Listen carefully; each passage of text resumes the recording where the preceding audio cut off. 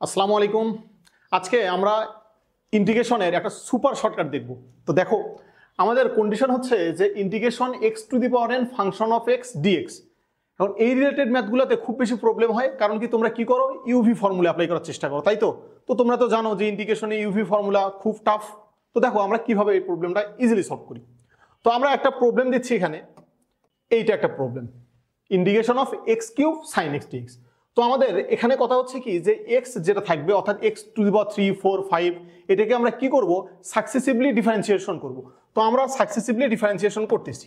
X cube differentiation কি 3x square, আবার এর ডিফারেন্সিয়েশন কি 6x, আবার এর ডিফারেন্সিয়েশন এক্স 6 এর ডিফারেন্সিয়েশন 0।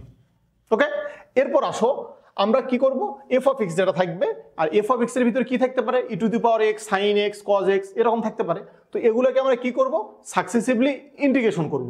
তো আমরা সাইনকে ইন্ডিকেট করতেছি, সাইন ইন্টিগ্রেশন কি হবে, মাইনাস কজ এর ইন্টিগ্রেশন মাইনাস সাইন, সাইনের আবার কজ, সিমিলারলি আমরা লিখলাম। এরপর আসো চিহ্নের ক্ষেত্রে। তো চিহ্নের ক্ষেত্রে আমরা কি করব, plus minus plus minus plus minus এরকম করে একটা প্লাস একটা মাইনাস এরকম করে আমরা লিখতে থাকবো, ঠিক আছে? এরপর ফাইনাল কথা হচ্ছে এক্স কিউব কজ এক্স অর্থাৎ minus x cube cos x.